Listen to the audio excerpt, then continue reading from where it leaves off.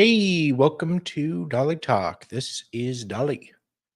How is everybody doing today? Let's see. For some reason, it's not showing comments here. It's acting weird. But anyway, so we are covering Wade Wilson today. Um, if you don't know who he was a guy in Florida who was very under the influence on cocaine, meth, other drugs. And for whatever reason, he thought it would be a good idea to go and unalive a girl he was with. He choked her. Uh, very sad. The crazy part about it, um, okay. So I do have some chat here on my screen. I just can't. Oh, now I can pull it up, kind of. Thank you, Kat, for recommending me. That's very nice of you. Hello, half Irish. I'm back in StreamYard today, guys. Um, and of course, it's acting all weird. So that's what I get for changing. Schnivels. Um, so, anyways, yeah, this guy, he unalived a woman, and then I guess he figured in for a penny, in for a pound, and decides to do it again for some reason.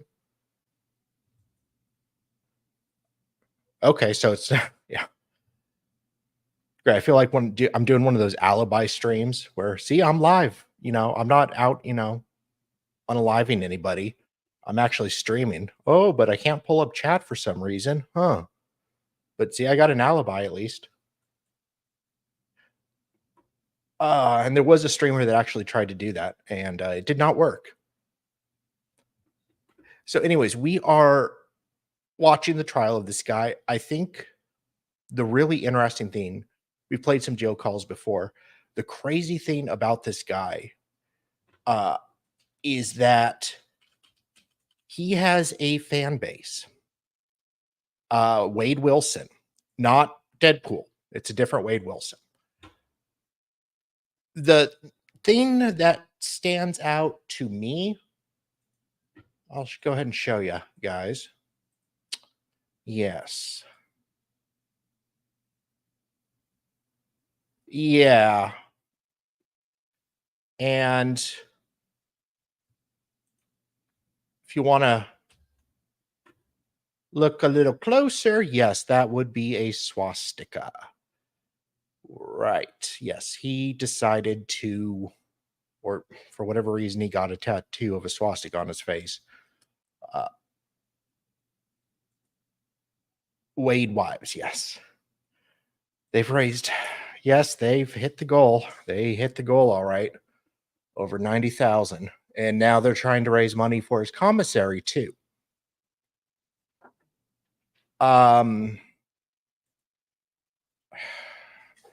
So what I've been doing, hey Steph, how you doing? Really good seeing you here. What I've been doing while also playing the trial is going into following the Twitter and YouTube of these people. I'll go ahead and pull this up. So,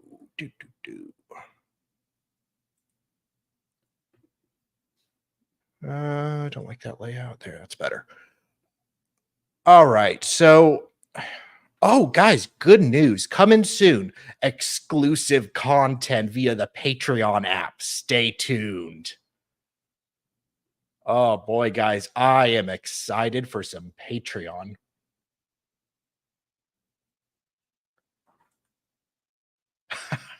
No, no, no. Believe it or not, I don't have any tattoos. No. So this guy was convicted of 2 counts of murder and given the death penalty, or not given it yet, but sentenced to it. And hey, Mrs. Bendover, how you doing? And for what I guess because he's hot, he has a lot of people contacting him. We've received countless requests / info to send funds to Wade's commissary. Prison policy is $300 a day max via correct pay. Otherwise, you must be an approved visitor. Want to send funds? Please donate to Current Fundly and put commissary in the comments section.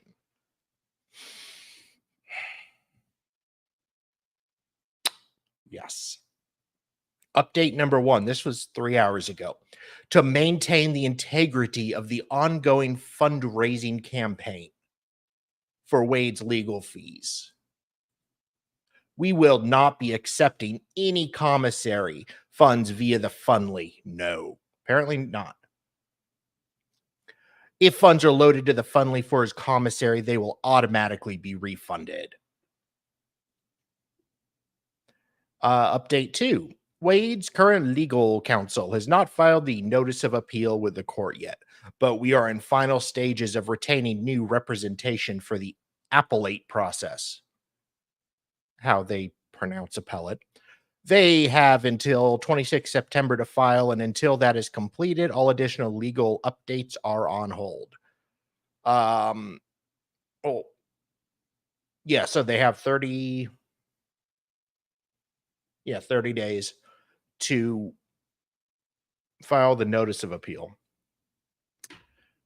What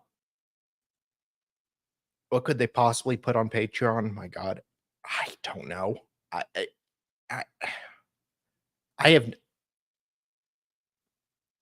know prisoners will get like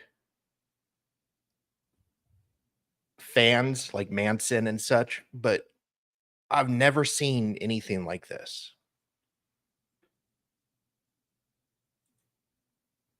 I love that it was so clear that she had never heard the word, which means she absolutely didn't watch his trial. Oh, I know. That was just the best. And she sounded so knowledgeable, but at the same time so clueless. Or she acted knowledgeable, I should say. I hope that Son of Sam laws kick in. He shouldn't get a red cent. To be fair, Manson never killed anyone. That is fair. I will give you that. Hey, Keen Ridge, how you doing? I hope the Son of Sam So when it comes to like paying for his lawyer, I think he can accept money for that. The commissary thing is really weird. I don't know how that would work. But I understand what you mean. And at least Manson made some actual sense at times. True. He was very odd, but he was an interesting character. So let's go ahead and start the trial for now. I'm always on the lookout for some new Wade updates to see what's going on because it's just so fascinating. I don't know what it is, but I'm just these simps are just so absurd. I do not get it. So let me know how I sound or how the volume is, guys, because this is a different program than I'm used to running. Down your skis, sir. State and call their next witness. Judge Sim call Ms. Christina Potts. So Cena Potts.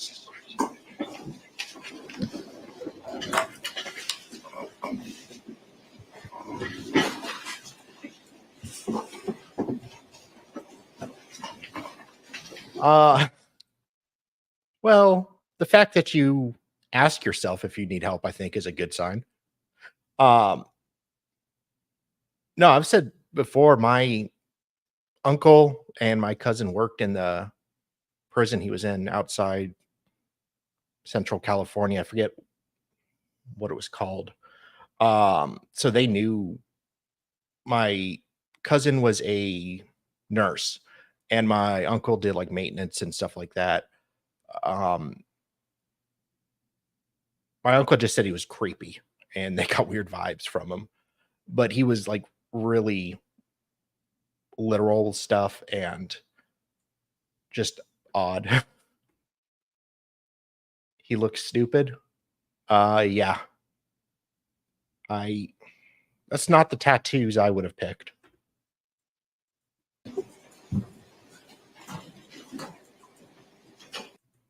Christina Potts. Okay. Just a cop.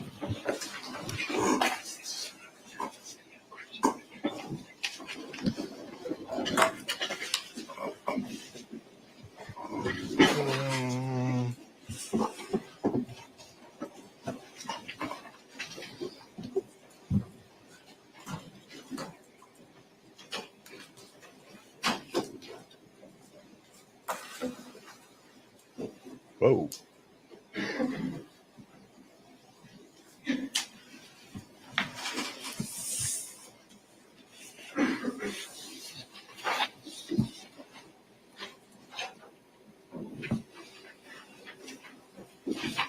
Come on. All right, if you'll face the clerk, raise your right hand, she'll swear you in. Do you solemnly swear or affirm that the testimony you give will be the truth, the whole truth, and nothing but the truth? You can take the stand. Please watch your step.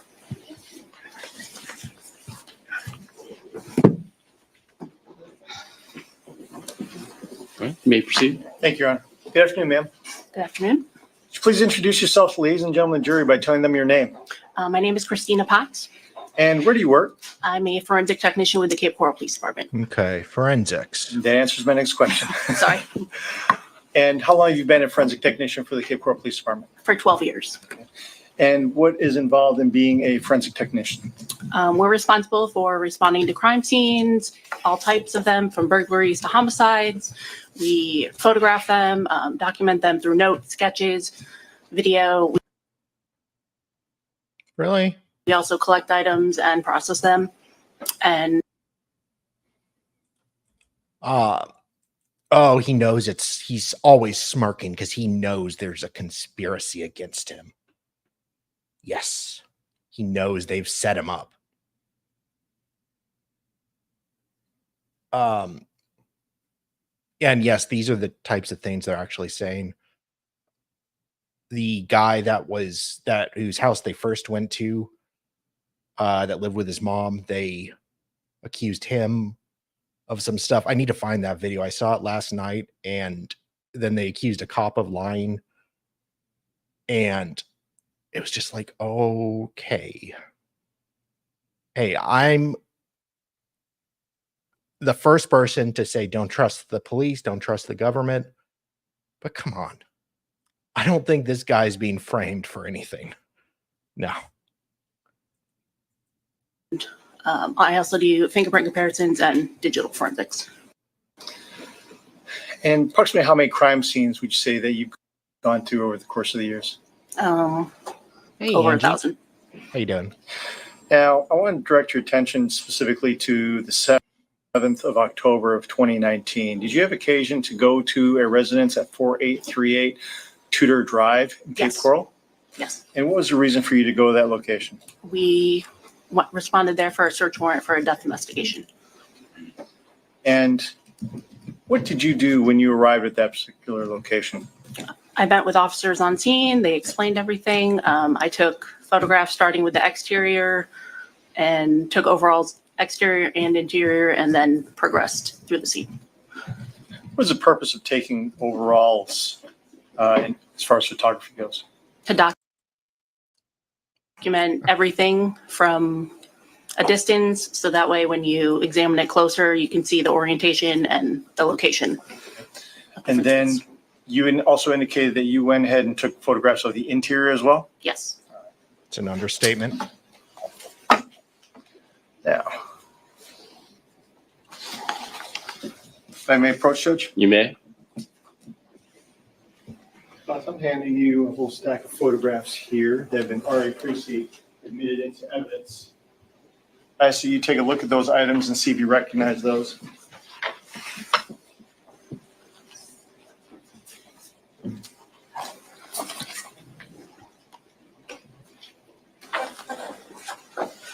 Yes. And are those photographs that you took of 4838 Tudor Drive? Yes. Judge, let the record reflect I'm also showing defense counsel's producing Marcus State's exhibit number 10F, 10G, and 10H.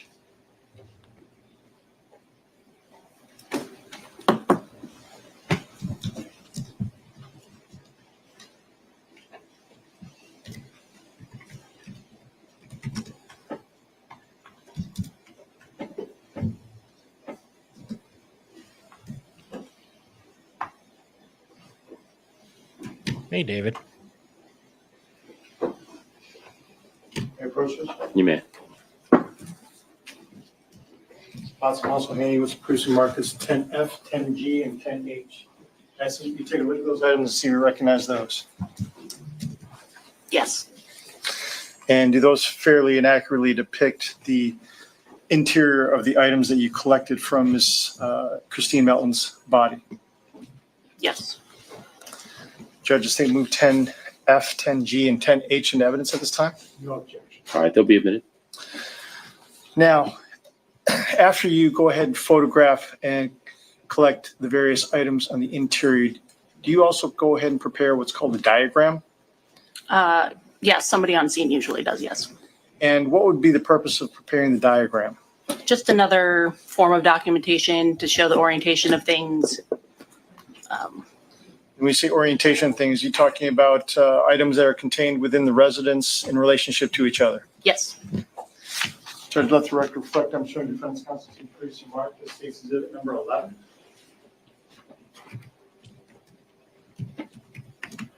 Hey, Bob.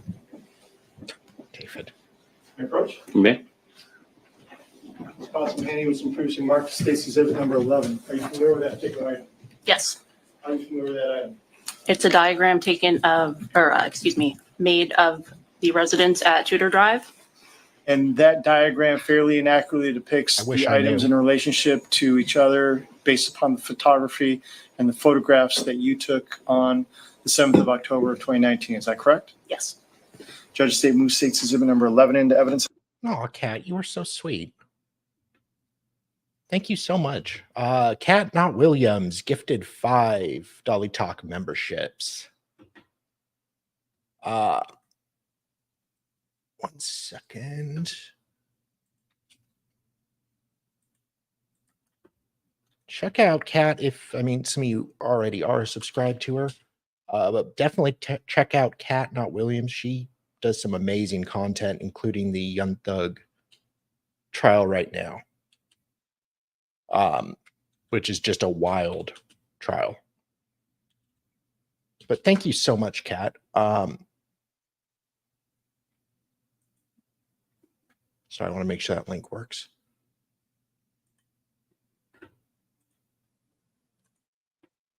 Okay, good. And so Mrs. Bendover, love that name. Angie Leah, FFS, formerly known as For Fuck's Sake. Alicia Nelson and Maricela were gifted memberships. Yeah, one judge already bit the dust in the YSL trial. Yeah, that's only gone on for 105, 110 days so far. So yes, thank you, Kat. It was very nice of you. At this time as well. Be admitted. Judge, if I may approach and collect the various items to publish. You may. Now, Mr. Potts, I'd like to direct your attention to the screen to your right. Hold on, David. Hold on. You're right. States 10, that's a photograph of obviously the mailbox, which orients us to the exact address to which you were dispatched. Is that correct? Yes. And when we're looking at 10A, what are we looking at there? That is the exterior of the residence, a little closer from the mailbox to show the whole outside from the front. Now, to assist us in when we enter this particular residence, I'd like to show you the diagram, states exhibit number 11. Can you orient us with regards to where the front door would be? The front door is in the bottom right corner with the line. Yeah, check out David. Did you show up? I'll post your your main channel too. He's a good friend of mine. And yes, I took your wrench. I gave it back to you. And yes, I lost my wrench on David's channel because I was perhaps a bit silly and thought it'd be funny to change my name to somebody who recently caused trouble. And he thought it was actually that person. And that is kind of at a 90-degree angle in and out. So directly where my pen is and where it says we're in entrance, is that right? Yes. And as we enter into the front door, directly to our left, what area am I referring to as I'm circling the first big rectangle that's to the left of that area? The furthest to the left is the living room area, and then the dining room table area. And if we proceeded in the front door and moved our way back into this particular diagram where it says kitchen, is that in fact indeed the kitchen? Yes. And then It's kind of a weird drawing. Okay. if we went to the left here and we see this item here that looks almost like a elongated cloud. Item C, I believe, or L, excuse me. What exactly are we looking at in that particular photograph or diagram? That is the female body that was in the doorway, wrapped in the bedding. How far would you say that particular item was in relationship to the doorway?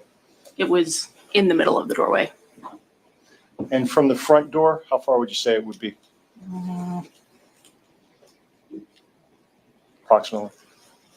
I'm not sure on the distance, Very but well. So if I directed your attention here to what's been previously admitted as State's Exhibit number 10B, is that the doorway that you're referring to? That back where the cat is located, and Hi, in that Christine. doorway we How see you doing? this like pile of bedding, Oh, Yes. poor cat. and that's that cloud object that's depicted in the diagram. yes.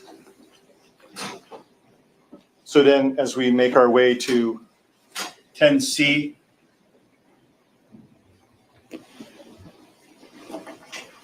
what did you do when you observed that particular pile of bedding and clothing? Photographed it. Did you do anything more with it at that point in time? No. And then we're looking at 10D. That's a closer up photograph of the bedding and the clothing that's tied around it. Yes. Now, is this photograph one that you took as well, 10E? Yes. Now, after you took these particular photographs, what did you do next? Waited for the medical examiner to respond. Okay. And did they respond? Yes. And what did you do after they responded? We had to take the bedding apart layer by layer and She's photographed everything as we removed it. this is the forensic tech who examined the body. Hey, hello, how you doing? So when we're referring to State's Exhibit number 10F that you just identified, what are we looking at in this particular photograph? That is clothing that was tied together and wrapped around the outside of the bedding.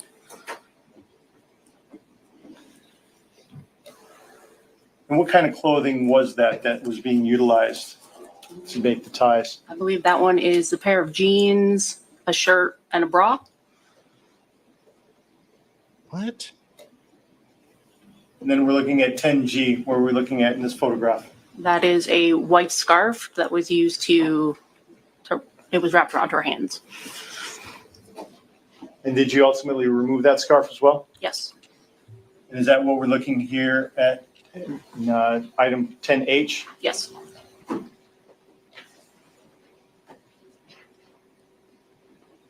Now, when you discovered the body all wrapped up in, No, I just think it's a little weird. They's like wrapping the body up and tying it with like various clothes, like shirts and bras, and it's just odd how what he was trying to do, how he accomplished it. It's the needle, probably take 20 years at least, assuming it survives appeal. It is Florida, so they're a bit speedier than others, but it'll be a while. Those sheets and tied up with that clothing. What happens to the clothing that you had gone ahead and unwrapped the body with? Each item was left tied as it was and was packaged separately and collected as evidence. And what do you do when you collect evidence? We submit it to our evidence unit, and most of those items were sent for additional testing. Now, when you collect these particular items, how is it that you are processing them when you get them back to the lab? They're laid out on butcher paper and photographed in the lab setting, usually with a scale.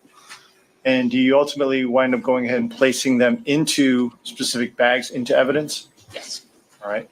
And what's involved in doing that? If something's collected from the scene, we put it in a bag at the scene, and then we transport it back to the lab, and it's in my custody that entire time. Is that to maintain integrity and control over that specific item? Yes.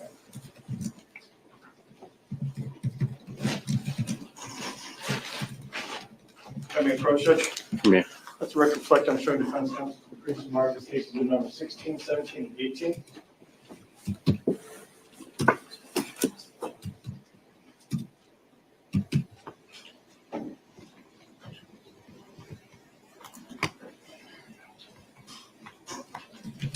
Can I approach, Judge? You may. Ms. Watson, handing was from precinct markers cases number 16, 17, and 18.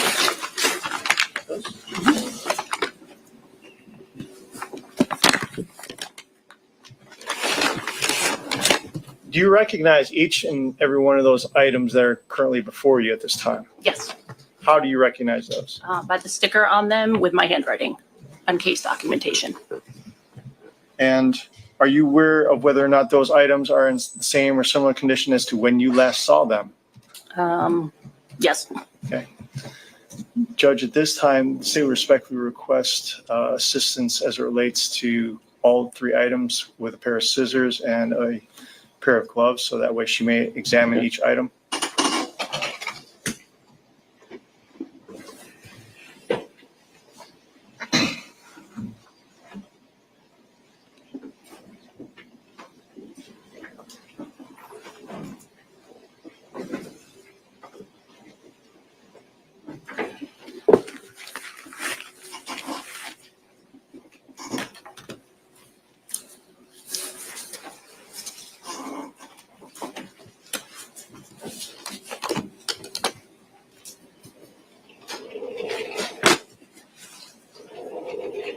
Oh, it just seemed a little amateur-y, I guess. Open all of them. If you'd be so kind. Sorry. That's a good idea, Bob.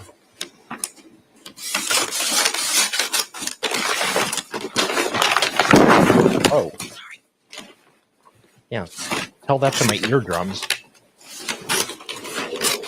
Good idea, Bob.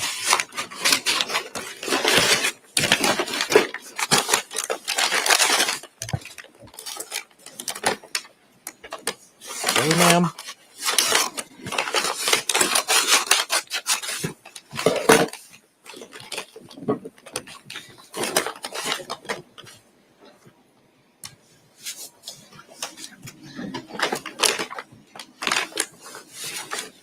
Please look into items that's previously been marked as takes exhibit number 16.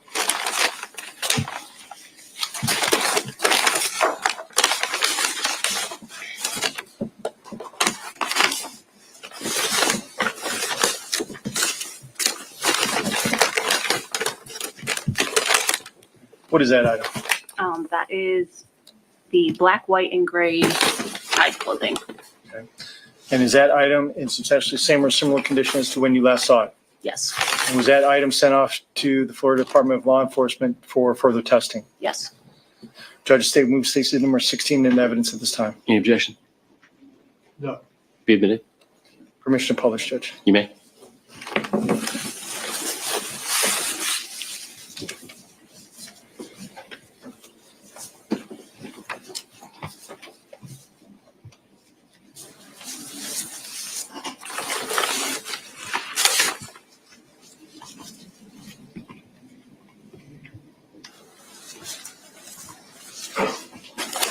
For both of those items, the two items that we see here, it states exhibit number 10D, which is the photograph depicting the tie here towards the bottom of this particular photograph near the leg area. Yes. Directing your attention to states exhibit number 17. Would you kindly look into that bag and see if you recognize that item?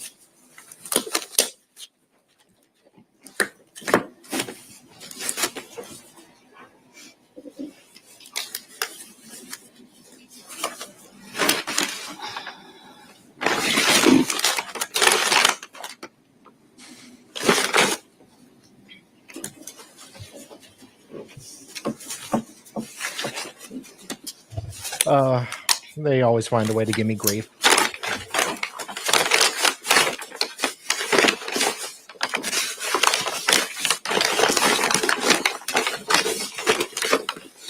Yeah. How do you recognize those items? They're the items I collected, and Good they idea. are the Yeah. 2 shirts, bra top, and jeans. Now, are those items in substantially same or similar condition as to when you last saw them? Yes. And were those items also sent off to the Florida Department of Law Enforcement for forensic testing? Yes. Judge, state would move states number 17 in evidence at this time. Any objection? Be admitted. Publish, Judge. You may.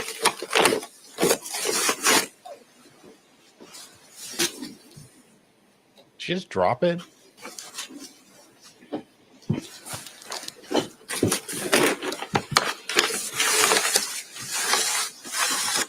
Make sure to rub it all over your body too. You know, get your DNA all over it.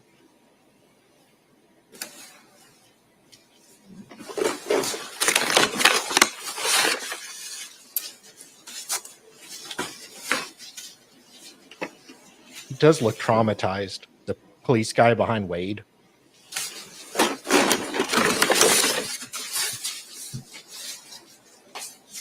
Whoa.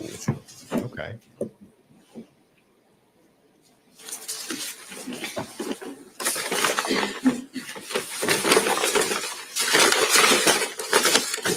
The guy behind Wade always has this like 50-yard stare. It looks like he just got back from, has PTSD or something.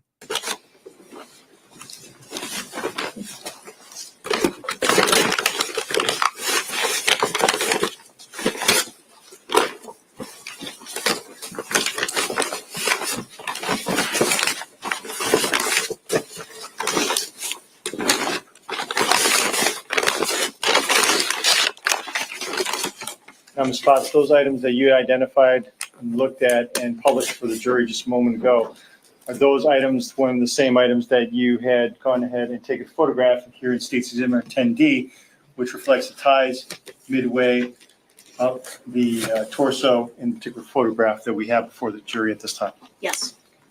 And those were the items that you had to untie in order to place in that bag. Is that correct? I did not untie them. They were untied at FDLE. Fair enough. Now I ask you to take a look at the State's Exhibit number 18.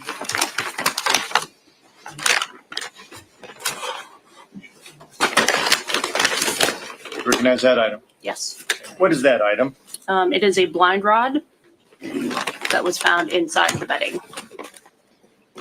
So when you say inside the bedding, what do you mean? We did not locate it until we had taken the clothing off and started to open up the bedding. It was inside with the body. And did you obviously also send that off for forensic testing? Yes. And is that item in substantially same or similar condition as to when you last saw it? Yes. Judge State moves State's Exhibit number 18 in evidence at this time. Any objection? No objection. Be admitted. Permission to publish, Judge. You may.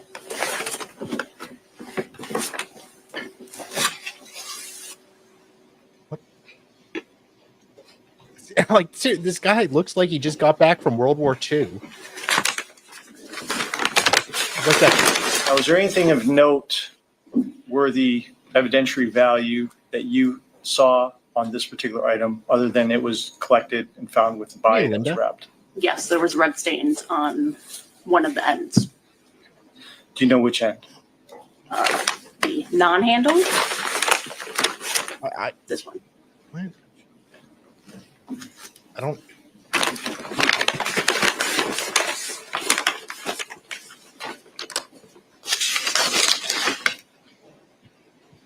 Now, Ms. Potts, did you have any further involvement in this particular case after hi, you Ron. had gone ahead Thank you. and conducted the crime scene processing? Yes. What was that? I also completed a body search warrant. And what is a body search warrant? When there is a search warrant provided to collect evidence from a body, usually photographs, possibly clothing, swabs. And did you conduct a body search warrant on a gentleman by the name of Wade Wilson? Yes, I did. And do you see Mr. Wilson here in the courtroom today? Yes, I do. Please point him out and describe an article of clothing that he's wearing. He is sitting at the right side table in a blue jacket and yellow tie. Now, would you please describe for us, when you conduct a body search warrant, how you go about doing that? First, I photograph the search warrant usually, then I take overalls of the individual. Overall, closer head, close-ups of hands, then have them turn around and do the same. And also any tattoos, marks. This guy in the back is just killing me here. Just holy crap. I'm sorry, guys, but I gotta see Mr. Wilson here in the courtroom today. Yes, I do. In a blue jacket and yellow tie. Now, would you please describe for us, when you conduct a body search warrant, how you go about doing that? First, I photograph the search warrant usually, then I take overalls of the individual. Overall, closer head, close-ups of hands, then have them turn around and do the same. And His eyes get all big also there. any tattoos, marks, cuts, scratches, anything of possible evidence, and evidentiary value. Does that also entail collecting work called buccal swabs? Yes, And what are buccal swabs? they are swab samples collected from the inside of the cheeks And what is the purpose of Hey, collecting buccal swabs? to obtain a known DNA standard. And would that be from the saliva obviously contained within the mouth? Yeah, the saliva and skin cells. Does not the record reflect on showing defense counsel's increase in mark stated in 38? May I approach? You may. Spots on hand used increase in mark stated in 38. Please take a look at that item and see if you recognize that. Yes. How do you recognize that? I recognize it by the sticker in my handwriting with the case documentation. And is that item in substantially the same or similar condition as to when you last saw it? Yes. And what is different about that particular envelope? There's additional sealing from FDLE and an additional sticker. That means that it was sent off to the Florida Department of Law Enforcement for forensic testing. Is that correct? Yes. Judge, at this time, move Stacy Zibner 38 into evidence. Any objection? You admit it. I have no further questions. Oh, thank At this God. time, Judge. All right.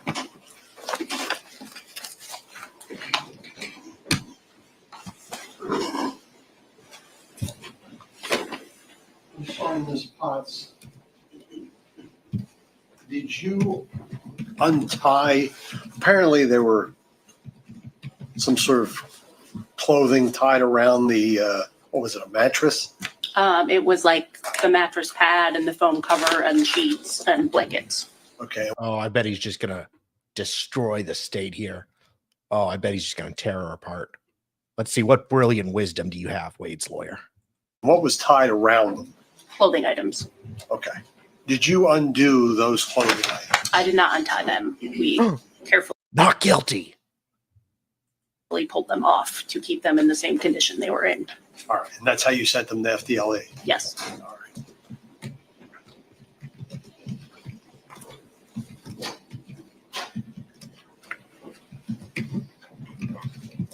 When you executed the search warrant, the body search warrant, some of Mr. Wilson's clothing had stains on them. Yes. Did you test for blood or any other substance? Yes, I did test them for blood with presumptive testing. I'm sorry. I did do presumptive blood testing on them, yes, on the stains. And were they negative? Yes.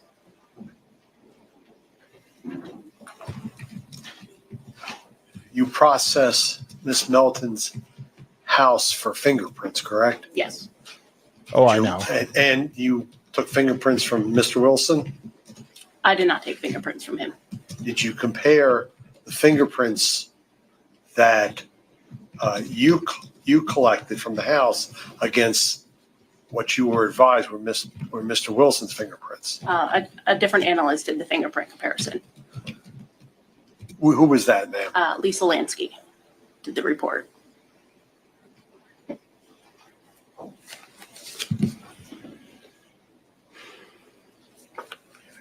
Did you process any of the items that were around the body for DNA? Yes. And what did you find? I collected swab samples from almost every item I collected, and I don't believe those were sent for testing. They were what? They were not sent for testing Why not? because we're allotted a certain amount of items that we're allowed to send, and we can only continue testing if there's not evidentiary value found from the initial items. And I take it, since you weren't able to send these items, there was nothing of evidentiary value found in what was submitted. No, that means there was. There was. Yes. Okay, so why didn't they send the rest of the items that you processed, that you located? It was not requested.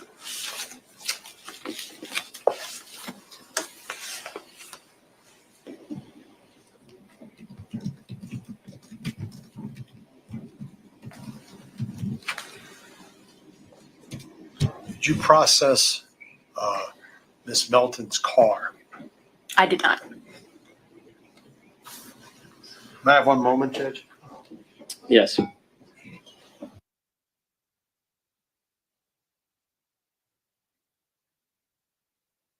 Time's up.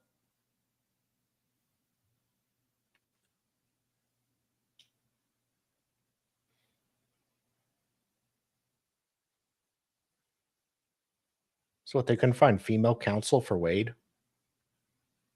Oh no, I guess there was one in the later in the DP hearing.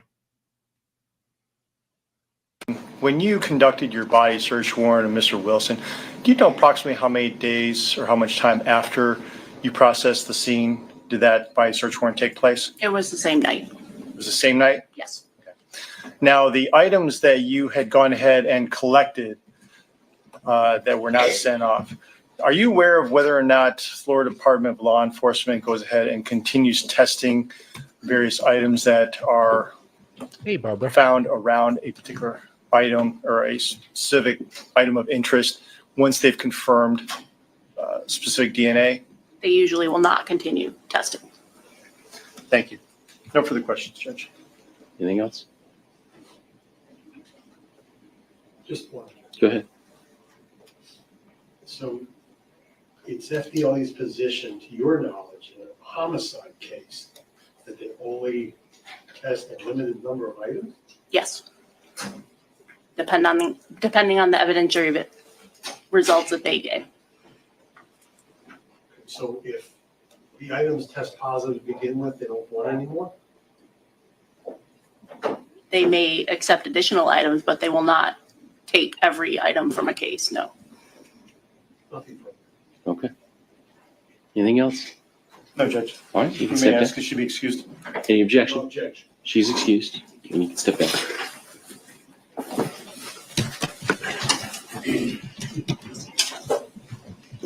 Okay. Who do we have next? Everybody doing okay on the jury? Okay, state and call our next witness. Judges, they would call Dr. Noelia Hernandez.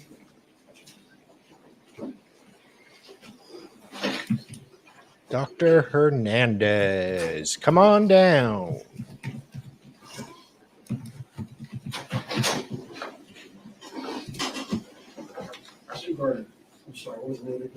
Dr. Noelia Hernandez. Ah, sorry. Wasn't paying attention. Ah.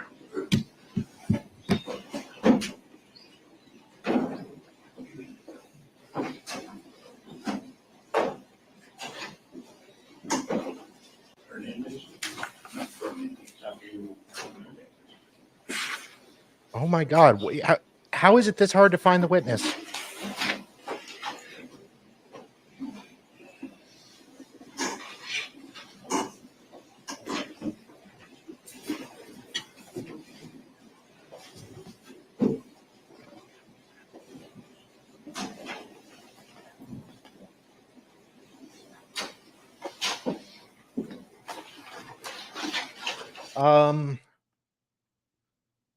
Okay, so that is Wade's team in the back. I will say the one time I went to a court to see a trial was the Michael Turney trial.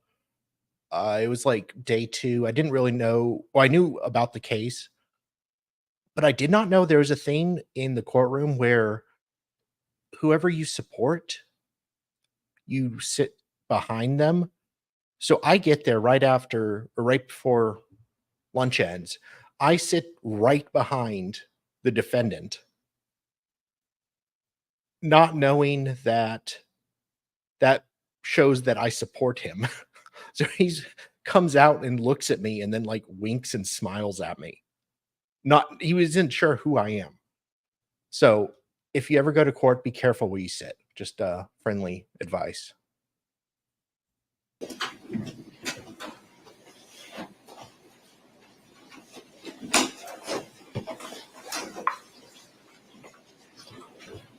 Oh yeah. If you'll just face the clerk and raise your right hand, she'll swear you in.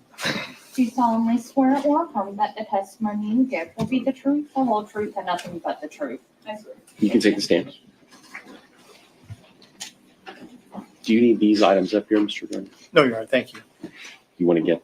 Absolutely, Judge. May I approach clerk? You may.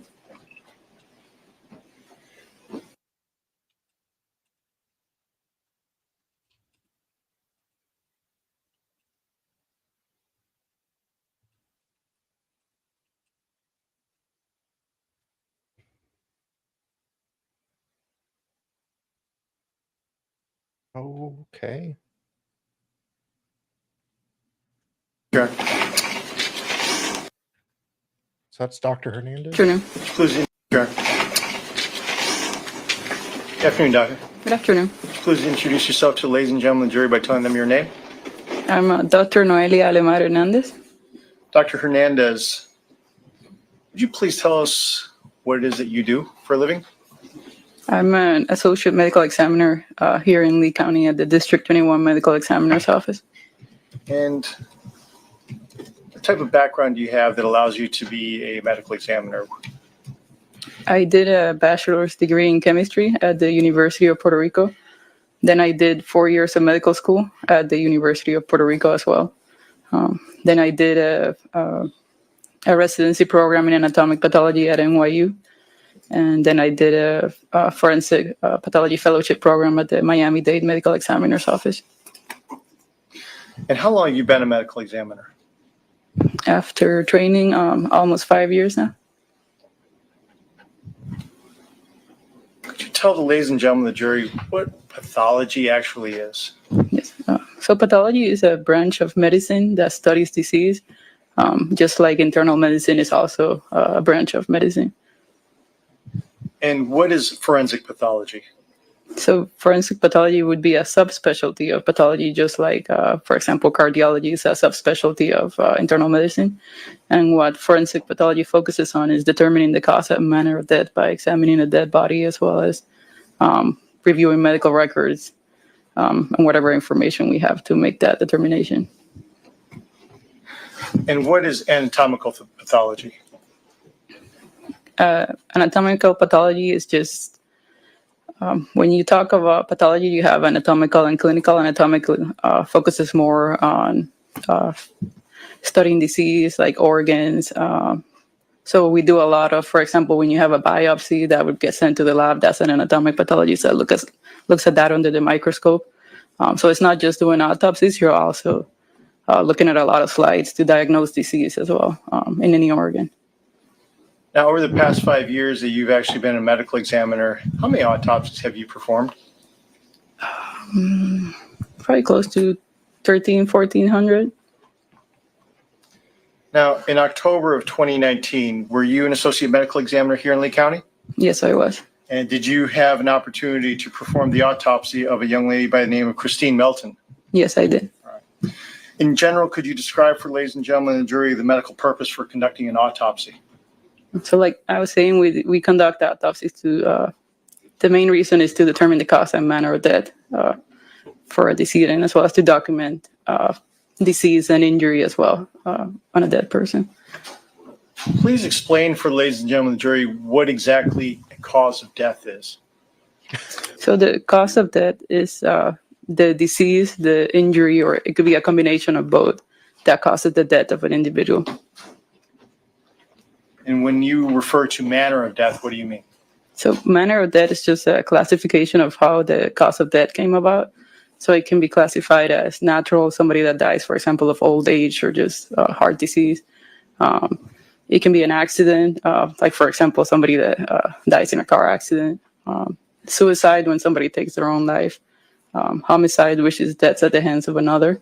And undetermined, which is when it could either fit into more than one of those categories, or we don't have enough information to put it into any of those categories. Now, let me draw your attention then to the autopsy of Miss Christine Melton on the 8th of October of 2019. Would you please describe for ladies and gentlemen of the jury how you began conducting the autopsy of Miss Melton? So when we first received the body, it's sealed and locked in a body bag. So we begin the autopsy by doing an external examination where we document everything on the body, things like height and weight, and just the general appearance of the deceased, as well as any injuries or any markings that might be on the body. And we also collect evidence as well while we're doing the external examination. Please tell us what, if any, injuries that you observed on the body of Miss Christine Melton during that you were conducting the external examination. She had some small bruises on her neck and the left side of her face, like almost towards her neck, as well as she had some small abrasions, which are kind of, like, I guess a layman's term would be saying like a scrape or a scratch, as well as some ecchymosis, which is basically like saying a bruise, like when you just bump your hand against something, for example, and you get like a bruise, that would be an ecchymosis. Scattered, she had small ones scattered throughout her body, like her torso and her extremities. Did you notice any damage or injury to her hands? She had a minute abrasion on her right hand, and she had artificial nails. And so some of the nails on her right hand were broken or like you could only see fragments of the artificial nails. And did you have an opportunity to go ahead and photograph all these external injuries that you had just described? Yes. Judge, let the record reflect I'm showing defense counsel's previously marked as cases of number 13A, 13B, Good point. 13C, Well, yes. and also 13D.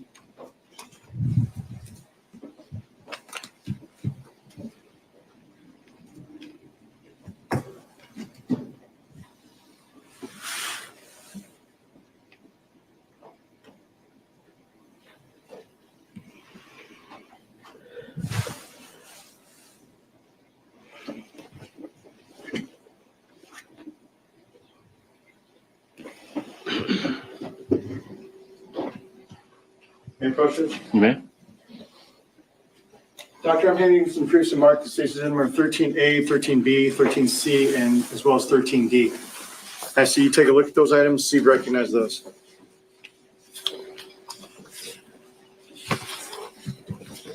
Yes.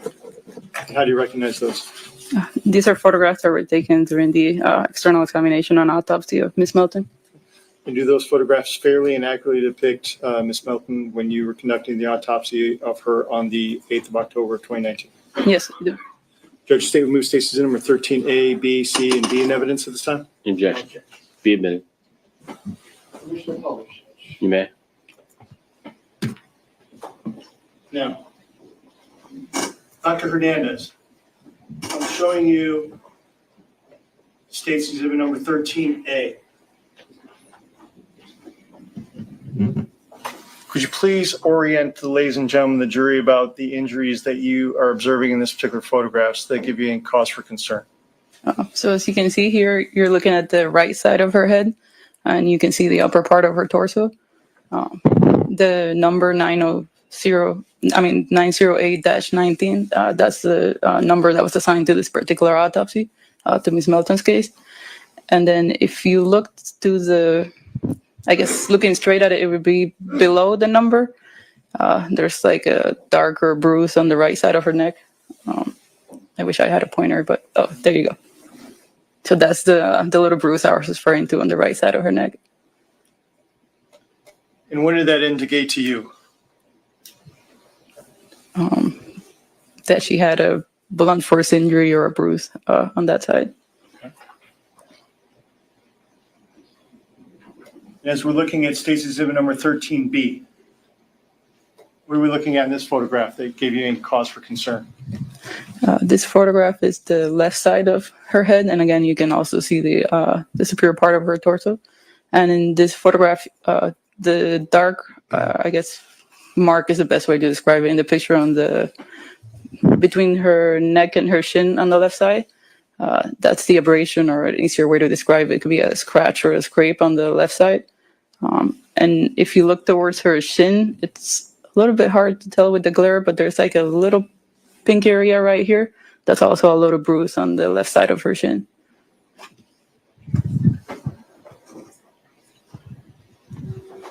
Doctor, would it assist you to step down off the stand and approach the actual screen itself and allow yourself to orient the jury to what exactly it is that you're referring to? Sure. Court's permission? Okay.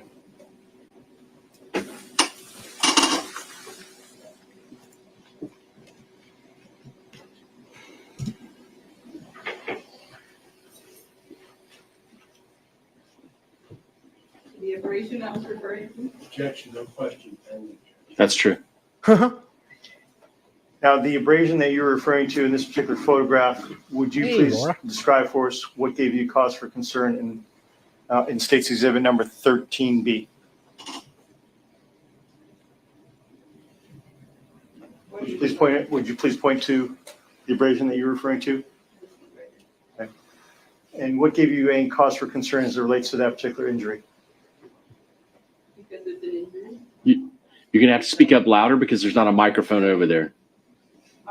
At this point, I was simply documenting all the external injuries, so it gave me concern because it is an injury and it is on her body.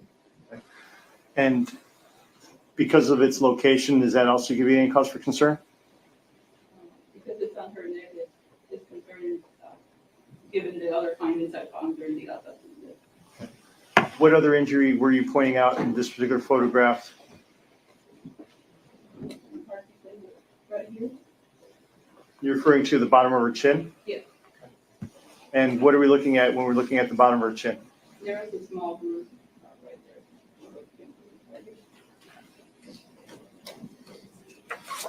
I'm going to show you Stacy's exhibit number 13C that's been entered into evidence. What are we looking at in this photograph? This picture is after the hands have been cleaned and the fingernails have been left for evidence. But these are the two artificial fingernails that you can see. I'm going to have her speak up louder if you're going to have her up there because I can't. Just please speak up. Like I was saying, can you hear me? Okay. This picture is after the hand has been cleaned and the fingernails have been clipped to collect evidence.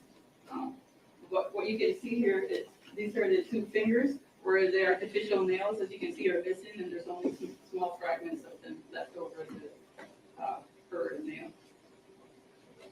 And did these appear to have been broken off? They appear to be broken off. I can't say when it happened, but they appear to be broken off. Very well. Now, when we were talking about when we talk about some of this discoloration that is reflected here, it states it's in 13B and 13A. Could you tell us a little bit about the discoloration that we're observing in these particular photographs? So she has a mix of lividity and congestion on her face. So lividity is a post-mortem change. David. That is based Later. on the position that our body is in after the person has passed away. So all the blood flows towards the side that you're laying. I'm guessing his You get lawyer. This discoloration on the face. And you can also get congestion with there are certain things that can cause the face to get congested as well. Marked discoloration that you can see as well as around her eyes. You can see it's markedly congested with the little, it almost looks like little red bruises around her eyes. Speak up, ma'am. Do you know when those particular bruises actually occur? I can give you an exact time frame. Well, what I mean is, would those have occurred before she died, at the time of death, or after death? Somewhere between around the time of death or before. It could be either one. Thank you, Doctor. You can return to the stand. And if you guys haven't, please like and subscribe. It would be very much appreciated, guys. Thank you.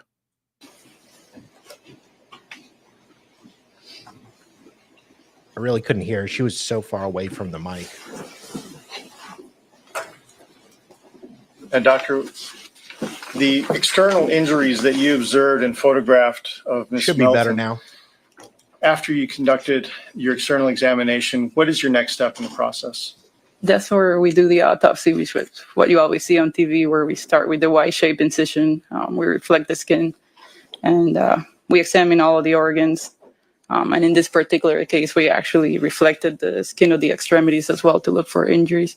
Okay. When we're talking about a There you go. Y-cut incision, what do you mean?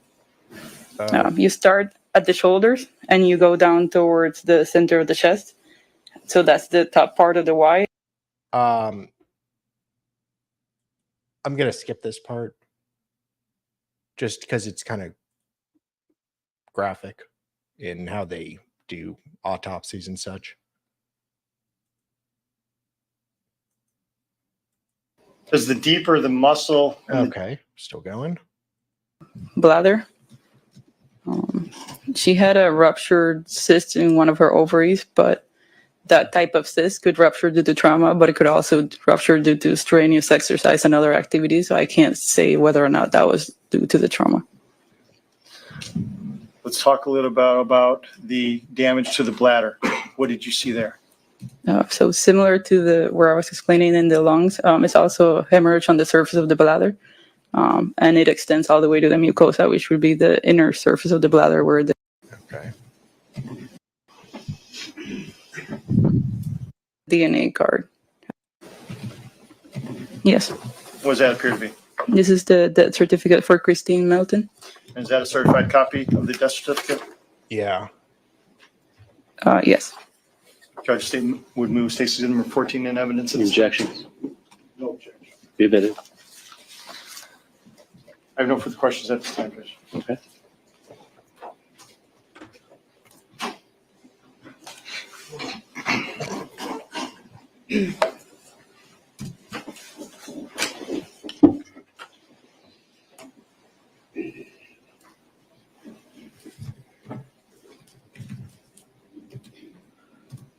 Doctor, when you, back in 2019, that's 5 years ago. You just like a brand new medical examiner? Yes, I had recently started at the District 21 Medical Examiner's Office. Okay. When did you start it there? September of 2019. So this was 1 month after being there.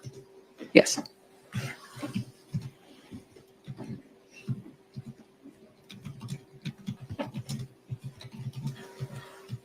Oh, yeah. See, ceiling cats are terrifying. You should always be afraid of them.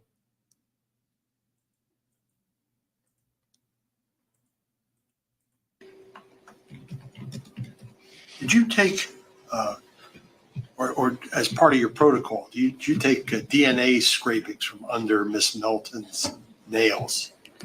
We take the fingernail clippings where they cut the fingernails, and we put them in the little envelopes. Okay. But you yourself conducting an autopsy are not looking to collect DNA, are you? We collect a DNA card from the decedent where it's like a little card with circles and you put blood from the decedent on it. Okay. We collect the fingernail clippings, which I guess law enforcement would use to look for DNA under the fingernails. We'll do swabs if they request us to do a rape kit, like swabs of the mouth, the anus, the vagina. And if there's any secretions or anything we notice on the body, we may swab that as well. Did you do a rape kit on Miss Melton? I believe we did, yes. And what do you do with that when you're done collecting the evidence? We hand that over. We sign it, we seal it, and we hand it over to law enforcement. And just what do you do to use a rape kit? I'm sorry. When you are going to complete a rape kit, what do you do as part of your autopsy? You mean like how do I collect this? Yes. Oh, okay. So I usually have my technicians assist with that. And before we clean the body, once we open the body bag, we'll take swabs of, so the rape kit usually comes with swabs for the buccal mucosa, it swabs for the vagina and swabs for the anus as well. So we'll do all of those before we clean or start manipulating the body any further once we get it. Do you as the doctor do those or are your technicians doing them? They usually do those under my supervision.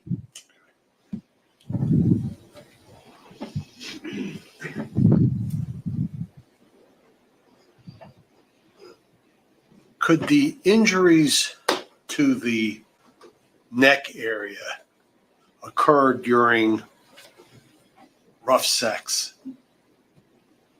Some of the injuries, I guess it's possible. You mentioned various contusions on the body. Were there contusions on the exterior of the body that corresponded to what you found on the internal examination? So, for example, one of the bruises on the right side of the neck, there was hemorrhage corresponding to that area. Some of the bruises on her extremity, I don't remember the exact locations, had hemorrhage under the skin corresponding to those bruises. But not all of them had a bruise that you could see on the skin over them. Well, like you said, petechiae. How long does it take to, I think you said those were burst capillaries?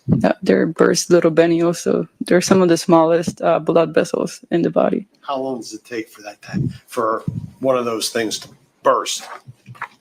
I can't really give you a time frame. That would probably depend on how much pressure you're applying. The higher the pressure, the faster they would burst. So they could burst in basically seconds, depending on what's happening. That's correct. Okay, and you found those on an eyelid. Did you find any in the eyeballs? She had ecchymosis or hemorrhage in the eyeballs. So I can't say definitively if those were petechia, that they can become confluent. So when you have petechia close together, they can kind of coalesce. So it just looks like one big ecchymosis rather than a bunch of little petechia. But that's pretty much impossible to say if that's what happened in that case. And how did? Hey, hello. How are you? Hello. You're back. I am. Just in time. No, you're back in Oh, StreamYard? software that works. No, it's having issues all day for the record. Oh, is it now? Yeah, Kat told me. She's having issues with chat. I was having issues with chat. Mm-hmm. So it was an alibi stream. Mm-hmm. The chat seems to be working fine. It's over there. Well, it is now. It wasn't right. earlier. Okay. Yeah, I'll believe Yes. you. Mm-hmm. So how are you? Doing fine. Just pleased to see that you have come around. See, okay, see, she said so. Yeah, I'll believe you. Mm-hmm. You see, I tend to be right about these things. Yeah. Oh, yeah, we need to turn Ella's volume up. Actually, it's all the way Anyway. up. I have to what? You're, can you get closer? Oh, okay. I think it's just a setting. It's all right. I'll fix it. Okay. Oh, Could you note petechiae on the thank you, scalp? Bob. When you reflect it on the inside, that's where you see the petechia. Okay. All right. Nothing further, Judge. All right. Anything else from the state? Nothing further, Judge. Thank you. All right. You may step down. Do I need this here? Yes, that's it. You'll collect the evidence, exhibits, and figures for the clerk. Is that better? objection. Try now. Hello. Yeah. Oh, I don't. Did they add? Better. I don't think they add. Yes, it should be released. Okay. Objection. All right. You're released. Everybody in the jury okay? Okay. Call your next witness. State calls Luis Tabota Rodriguez. But was it because of StreamYard or was it because of YouTube? That's the question. I think it was YouTube.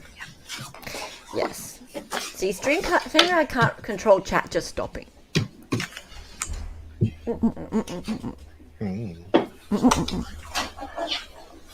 We really hate each other, by the way.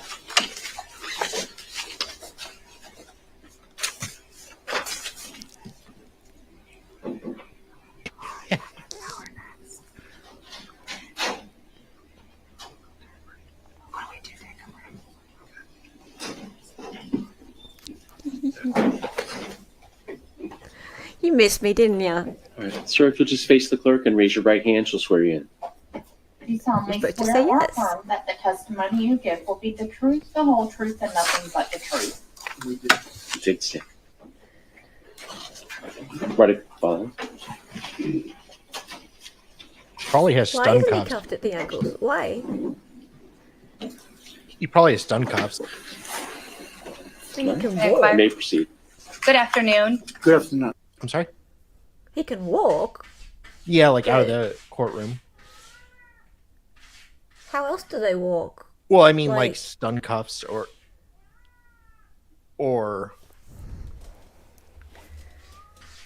she means she's surprised that he's not more restricted, but I'm guessing he just has stun cuffs on. So if he acts up, they can. Okay. So you're saying that he's like the way he walks, he looks less restricted. Yeah, Young. stun belt. Okay. Okay. Hang on, I have a visitor. Please state your name for the record. My name is Luis Taboada Rodriguez. Could you please spell your name for the record? I have two last names. It's Taboada is Taboada, and Rodriguez is Rod. Okay, spell again. Rodriguz. And sir, are you currently employed? Yes, I am the director of clinical service at Nova University.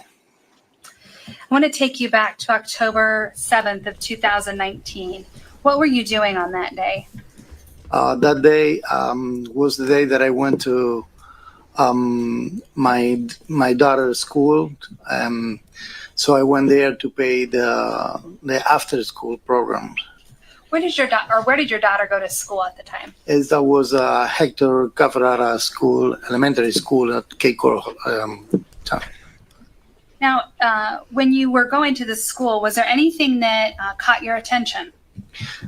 when I went out is when it caught my attention, and I went to the office. I paid the after school program, and I went out. I saw in the entrance of the school a woman purse, and this is what that caught my attention. So I turned and I grabbed the purse and give to the police office inside the school, in the office. All right. Now, when you saw this purse, where exactly was it? Was it in the road or on a sidewalk? It was in the middle of the road, but it's in the main entrance of the school. I think it's a school property, not in the street.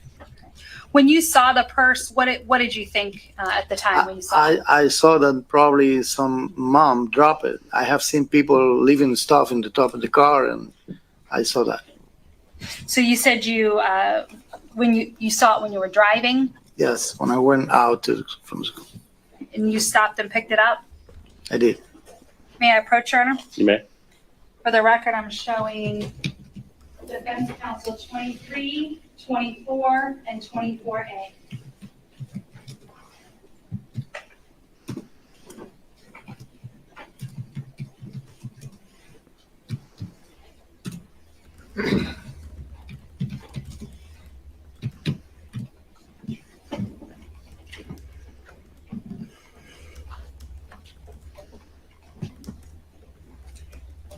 Sir, I'm showing you States Exhibits 23, 24, and 24A. Are these photographs of the purse that you picked up from in front of the elementary school and turned it to the school resource officer? It was kind of brown. Okay. Yeah, I don't remember exactly. It was kind of brown, but it was a woman purse. Okay. So you're not for sure whether this is it, but you did pick up a purse and turn it into the school resource officer. Yes, I did. Okay.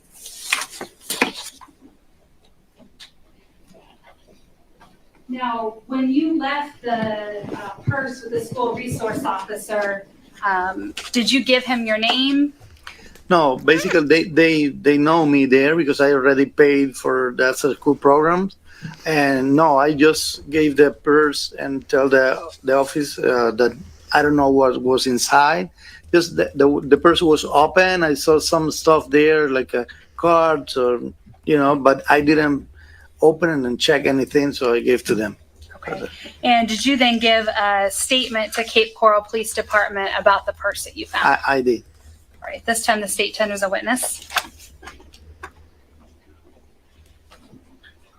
No cross. Very well. Sir, you can step down. Thank you so much. That he be excused. Any objection? No objection. You're also excused. Right? Can I leave? You can go. Thank you.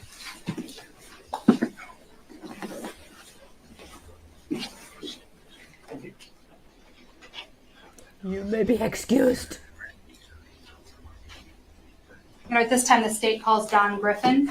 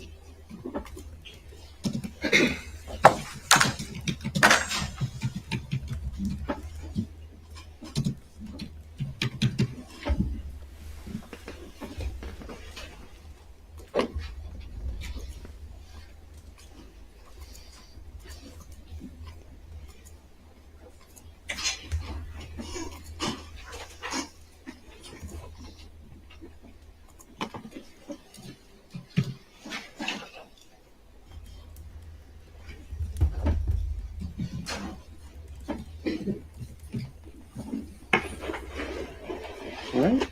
If you'll face the clerk and raise your right hand, she'll swear you in. Do you solemnly swear or affirm that the testimony you give will be the truth, the whole truth, and nothing but the truth? All right, you can take the stand. Please watch your step.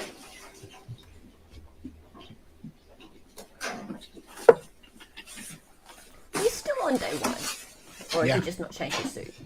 May I inquire? You may proceed. Good afternoon. Please state your name for the record. Dawn Griffin. Ms. Griffin, where do you work? I worked at Valley. Benson and Associates. Yes. Are we still on day one, or has he still not changed his suit? No, we're still on day one. Right. I was gonna say, like, I thought he was a stylemonger. Yeah. Yeah. Oh, Fair enough. 1 sec, guys. I think I'm going to end it here. That's a bit drastic. Not like that, YouTube. End the stream. We will start tomorrow with this witness. And hopefully have some more Wade updates too. But I missed the Wade updates. Was there anything good? he's at 90,000 still. Damn. Oh yes, there is some good updates. Yeah. So as y'all can see, let me make this bigger and bigonate. Coming soon. Exclusive content via the Patreon app. Stay tuned. Oh, gee, I wonder what it could be. He's getting Patreon, baby. Sorry. So that is the update that Patreon's coming. Like, Well, not that there's yeah. going to be new content uploaded to Patreon, just that they are starting a Patreon. Yeah. Well, they say exclusive content via the Patreon app.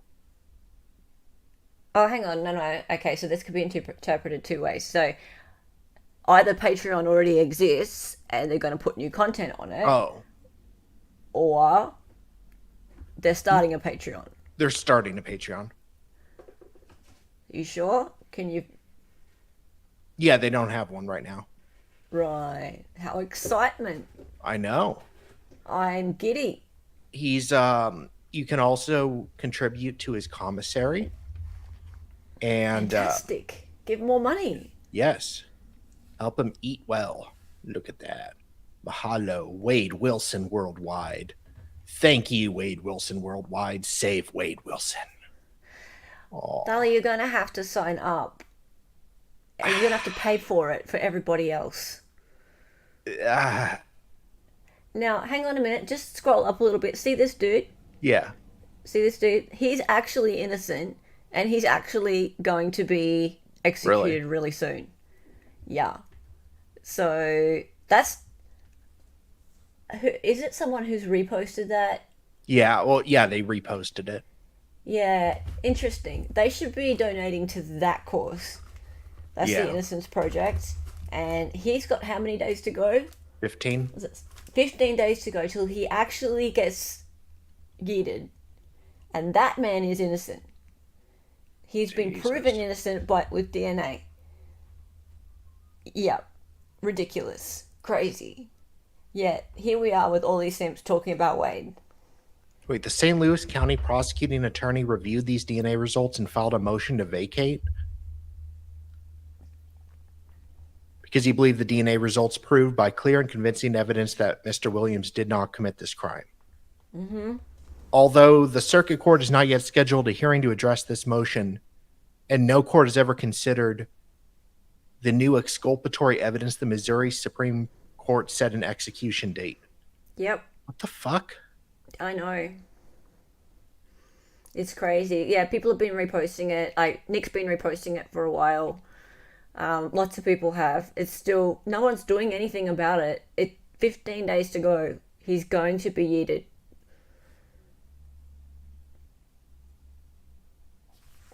It's ridiculous.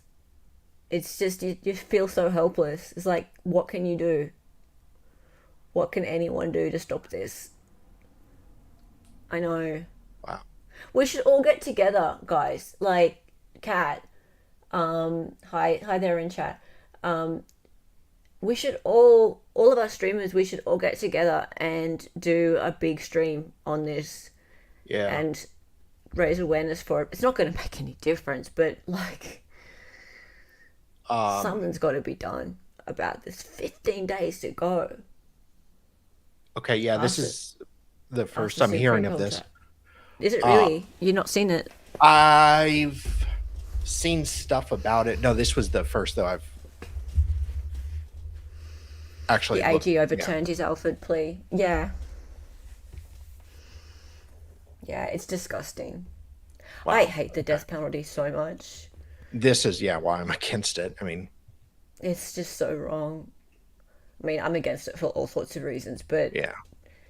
yeah, I mean, to have Okay. an innocent man, we're 15 days out from an innocent man being killed by the government. It's murder. Wow. Wow. Yeah, we Okay. should all get together. Young, you're right. We should all get together and do a stream on this. And it might be the kind of thing that Steve may break his hiatus from streaming for. And you know what? He did say online that he's allowed to comment now. It's not like he can't do Yeah. public speaking now. He can. It's just that he's so under the pump with work, and he's so happy now in his new job because he's so wanted and needed by his new employers, and it's so wonderful. That warms my heart so much. But there's anyone who can speak on the death penalty and why the death penalty is wrong and how things like this can be stopped, it's Steve Gosney. So it would be wonderful to have him speak on this. So maybe I'll send him a message straight after my stream that I'm doing next. So speaking of which, I have to jump up and go over to my next stream. I'm going to end now too. So yeah, we will talk about this more, and I will do the. Oh yeah, I'll let you go. Okay, see you. Right, bye. Bye. Oops. Okay.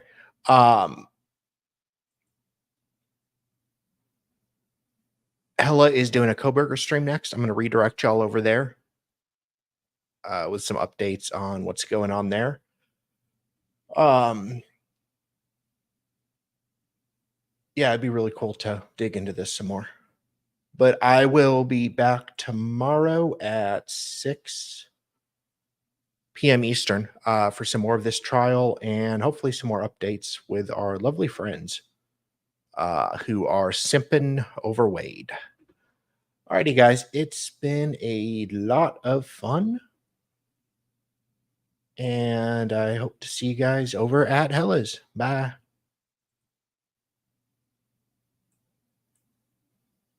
And please like and subscribe if you haven't. Oh, wait. Maybe I'll end it.